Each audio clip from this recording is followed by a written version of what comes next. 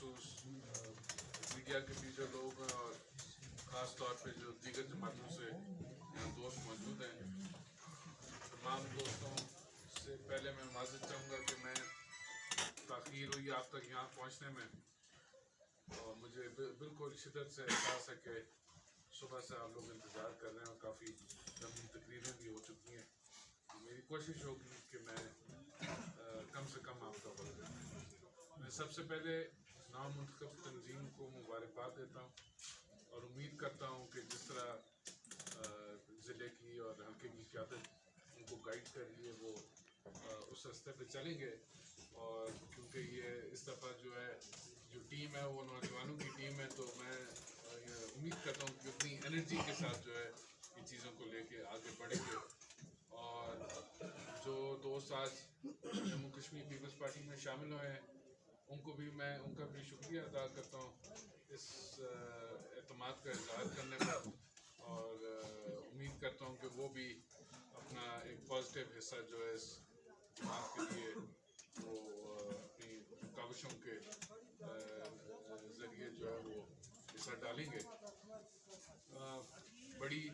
لمبی باتیں ہو چکی ہیں اور میں کسی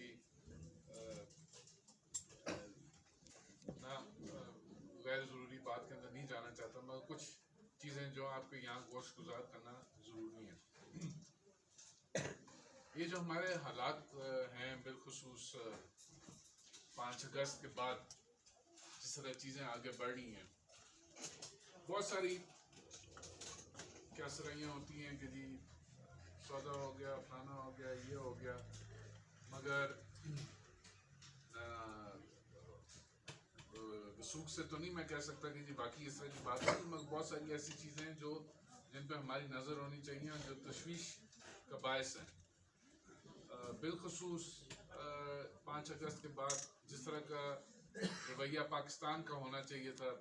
پاکستانی گورنمنٹ کا ہونا چاہیے تھا، ہم تو پاکستانی کہتے ہیں مگر اسلام آباد کا ہونا چاہیے تھا، اس طرح کا رویہ جو ہے وہ اس طرح کا انٹرسٹ جو ہے نہیں نظر آیا. عمران خان صاحب 2-4 دفعہ آئے اسمبلی کے اجلاس سے، انہوں نے جو ہے اپنا خطاب بھی کیا. وہاں پہ بھی جو فورم ہمیں ملتا رہا، ہم نے اپنے جو اعتراضات ہیں بالخصوص جو نئی پالیسیز کشمیر کے حوالے سے آتی رہیں ان کے اوپر بھی، جو پاکستانی گورنمنٹ کا کردار ہونا چاہیے تھا جس میں ہمیں کمی پہ نظر آ رہی تھی، اس کے حوالے سے بھی ہم نے ہر فورم پہ جو ہے ان چیزوں کو ہائی لائٹ کیا. اور کچھ 2-4 تقریروں کے علاوہ جو UN کی تقریر ہے، اس کے بعد ایک آدھی دفعہ انہوں نے ہمیں بلایا اپنا وہ بھی ہمارے اصرار پہ جو ہے وہ فارن آفس میں بلایا. وہاں پہ ہم نے ساری جماعتوں نے 11 نکاتی ایجنڈا جو ان کے سامنے رکھا، جس پہ انہوں نے ہم سے وعدہ کیا کہ اس سے اگلی میٹنگ جو آپ کی عمران خان صاحب کے ساتھ ہوگی وہ نہ ہو سکی. اور اس کے بعد پھر چیزیں جو ہیں وہ خراب سے خراب تر ہوتی رہیں. اس کے بعد ہمارے جنرل الیکشنز آ گئے. جنرل الیکشنز کے اندر جو ایک ہماری وائس بنی ہوئی ہے کہ مرکز میں کی حکومت ہوتی ہے، اسی کو جو ہے کی گنتی کی 7 سیٹیں نہیں تھیں الیکشن سے 4 مہینے پہلے، وہ 27-28 سیٹیں لے کے تو اسمبلی میں پہنچ گئے اور باقی نشستیں بھی ان کو ملی. آج 33-34 سیٹوں پہ بیٹھے ہوئے. ہم نے بھی بعد میں خان صاحب کی باتوں میں آ کے وہ کچھ تھوڑا سا ان کا ساتھ دینے کی کوشش کی، مگر چلے وقت پہ ہمیں بات کی بھی سمجھ آ گئی. تو یہ جب آپ چیزوں کو اس تناظر میں دیکھتے ہیں اور پھر اس کے بعد آپ دیکھیں کہ پہلے کلیم نیازی صاحب آئے، ہم نے ان کو ووٹ اس لیے دیا کیونکہ وہ سیاسی کارکن تھے، ان کی ایک جدوجہد تھی، ایک تسلسل سے چیز کو لے کے چل رہے تھے. ہم نے بالخصوص جو ہے وہاں پہ جب ہمیں پاکستان تحریک انصاف نے اپروچ کی تو ہم نے اس طرف بھی جب جا کے بیٹھے تو یہ جو صاحب جناب آج بیٹھے ہوئے ہیں پرائم منسٹر صاحب کی کرسی کے اوپر، ان کے لیے رکاوٹ بنتے ہوئے ہم جا کے ان کے ساتھ وہاں پہ بیٹھے. ہم نے 2 ٹوکوں کو کہا کہ آپ اس سیاسی کارکن کو آگے لے کے آئیں گے، ہم آپ کے ساتھ چل سکتے ہیں، اگر آپ ان کو لے کے آئیں گے تو ہم آپ کا ساتھ نہیں دیں گے. انہوں نے اس وقت جو ہے وہ جناب کلیم نیازی صاحب کو لے کے آئے تو ہم نے ان کو ووٹ دیا، مگر جب بعد میں ان کو اتار کے ان کو لے کے آئے تو ہم نے اسی بات پہ قائم رہتے ہوئے ہم نے ان کو ووٹ نہیں دیا اور ہم اپوزیشن میں جا کے بیٹھ گئے. اب جب سے یہ حکومت بالخصوص ان کے جو پرائم منسٹر صاحب آئے ہوئے ہیں، ان کے آنے کے بعد سے جو ان کا رویہ رہا ہے لوگوں کے ساتھ، اس ریاست کے ساتھ، لوگوں کو جو ایک یہ جھانسا دیتا رہے کہ جی ہم تعمیر و ترقی کے ہیرو ہیں اور ہم آ کے پتہ نہیں کون سی تبدیلی لے کے آئیں گے. ان کے اپنے بزرگ جو ہیں وہ ایسی باتیں کرتے رہے کہ جی لوگ جو ہے سردار قیوم صاحب اور سردار ابراہیم صاحب سے ہاتھ ملاتے تھے اور ملا کے ہاتھ نہیں دھوتے تھے، مگر اس کے بعد جو ہے انہوں نے کیا ایسا کام کیا اس خطے کے لیے کہ ان کو اتنی عزت بخشی جاتی تھی. ایسی باتیں بھی یہ لوگ کرتے رہے. آج 1 سال اور 2-4 مہینے ہو چکے ہیں وزیر اعظم صاحب جس حلقے سے الیکٹ ہوئے ہیں اس حلقے میں ابھی تک نہیں آ سکے. آپ کے یہ حلقہ بھی سمجھے انہی کے گھر میں ہے نا، اس حلقے میں وہ نہیں آ سکے. اور اس کے بعد جو لوگوں کے ساتھ ان کا رویہ رہا، جس غیر سنجیدگی کا انہوں نے مظاہرہ کیا، جس طرح لوگوں کو یہ جو ایک عوامی تحریک تھی، لوگ اپنے حقوق کے لیے باہر نکلے ہوئے تھے، ان کو جس طرح انہوں نے ہینڈل کیا، جس بے دردی سے لوگوں کو اٹھا کے انہوں نے جیلوں میں بند کیا، ان کے اوپر تشدد کیا گیا. ہم نے تو جب یہ سارا ماحول بن رہا تھا، ہم نے تو اسمبلی میں جا کے ہم نے تحریک التوا وہاں پہ پیش کی، میں نے اور جناب چودھری لطیف اکبر صاحب نے بھی اس میں ساتھ دیا، اور ہم نے باقاعدہ اسمبلی کی کارروائی رکوا کے وہاں پہ اسمبلی پہ اس بات کو اٹھایا کہ جی ادھر حالات خراب ہو رہے ہیں، غلط طرف جا رہے ہیں اور بعد میں کوئی نقصان ہوگا جس سے پوری ریاست جو ہے وہ خطرے میں جائے گی. مگر وہاں پہ کیونکہ پرائم منسٹر صاحب شاد و نادر ہی کسی اسمبلی کے اجلاس میں موجود ہوتے ہیں، تو ان کے سینئر ترین جو وہاں پہ لوگ تھے خواجہ فاروق صاحب وغیرہ، انہوں نے ہمیں یقین دہانی کرائی تھی ہم اس کو دیکھیں گے، مگر الٹا جو ہے چیزیں اور تیز کرنے کی کوشش کی گئی. ان کے 2-4 آپ سارے سمجھتے ہیں، میں نام نہیں یہاں پہ لینا چاہتا، مگر جو ان کے ایڈوائزرز ہیں انہوں نے جو ہے چیزیں خراب کرنے کی کوشش کی. اور جس پہ بعد میں ان جو لوگ اپنے حقوق کے لیے بیٹھے ہوئے تھے، احتجاج کر رہے تھے، ان کے لیے اتنا تک کہا کہ جی یہ سارے را کے ایجنٹ ہیں. اب یہ جب آپ ساری چیزوں کو دیکھتے ہیں، پھر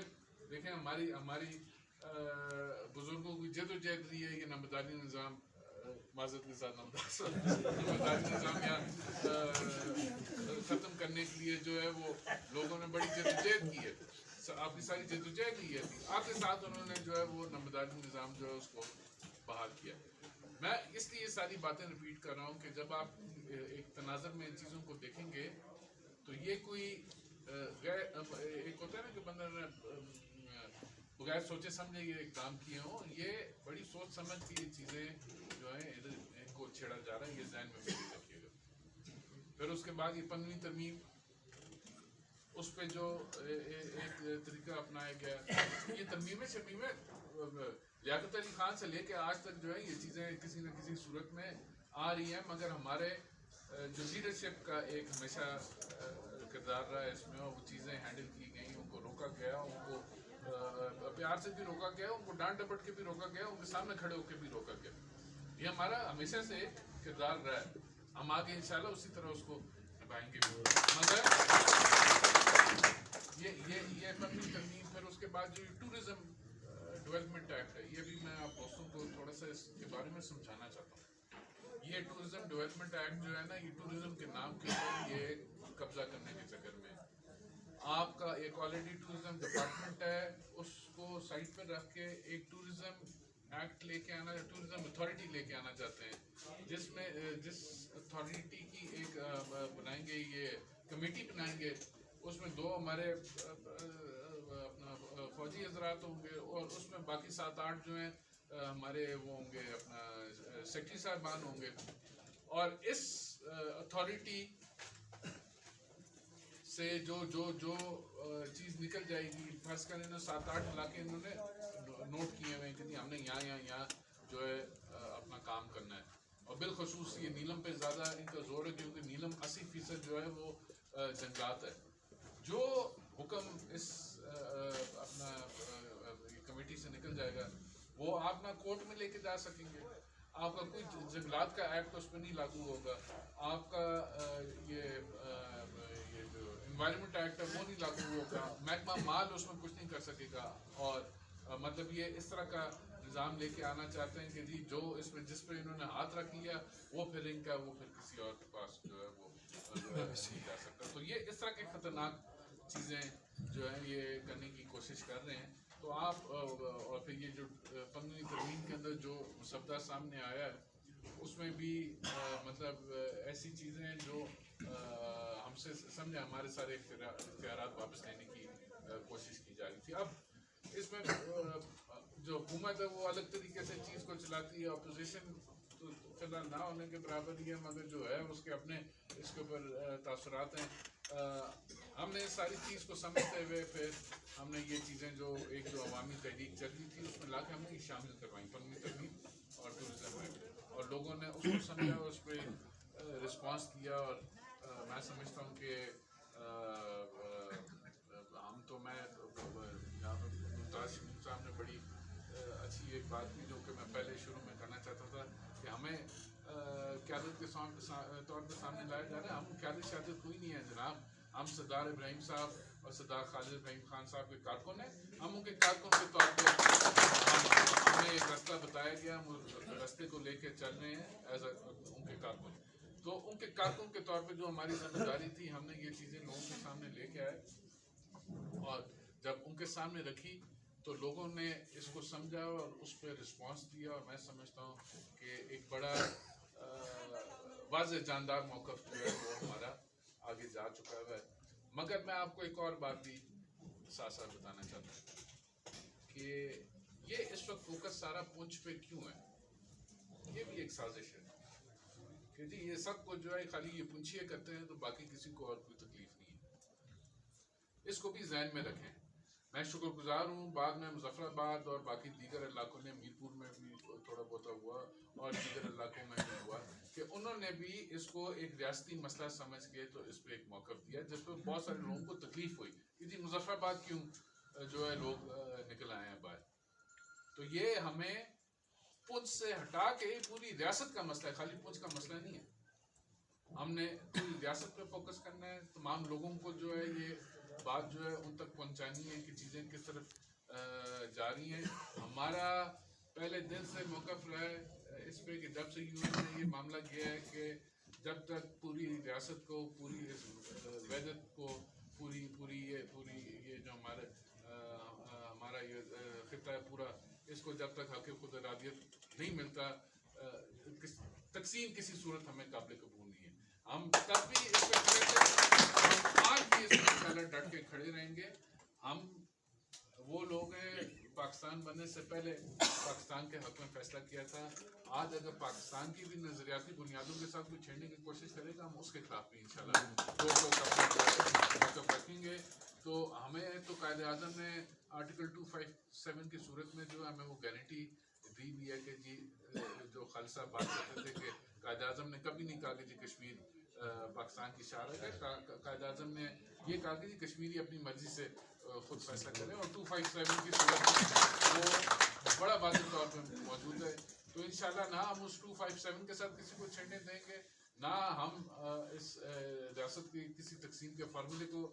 قبول کریں گے. ہم تو یہ کہتے ہیں کہ اگر آج پاکستان کسی مشکل وقت سے گزر رہا ہے, یہ میں نے آپ سے عرض کی نا, یہ سازشیں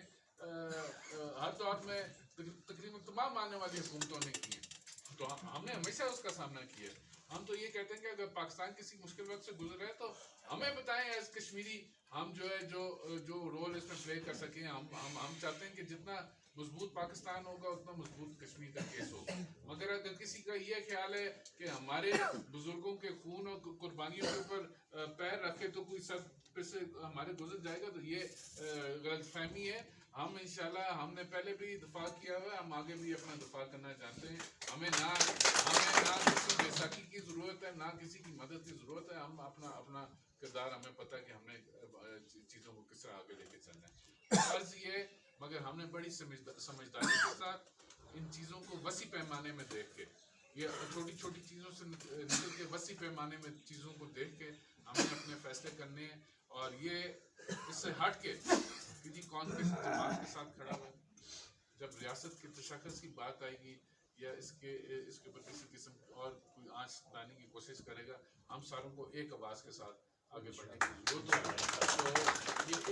ذہن میں رکھیں یہ پوری ریاست کے ایشوز ہیں, یہ پونچھ کے ایشوز نہیں ہیں. پونچھ کو الگ سے ہائی لائٹ کرنے کی ضرورت نہیں ہے. ہم اپنا رول بالکل ہمیشہ سے پہلے بھی پلے کرتے رہے, آگے بھی پلے کریں گے, مگر یہ بھی خیال کریں کہ یہ بھی ایک سازش ہے. ہم نے تمام لوگوں کو جوڑ کے ہم نے آگے بڑھنا ہے, اور میں سمجھتا ہوں کہ مشکل وقت ہے ہمارے لیے آگے, مگر ہم اپنا کردار سارے مل کے اپنا حصہ اس میں ڈالتے رہیں گے. مجھے پورا یقین ہے کہ ہم سے ہماری یہ جدوجہد جو ہے وہ اس کو کوئی نقصان نہیں دے سکے گا. میں تمام دوستوں کا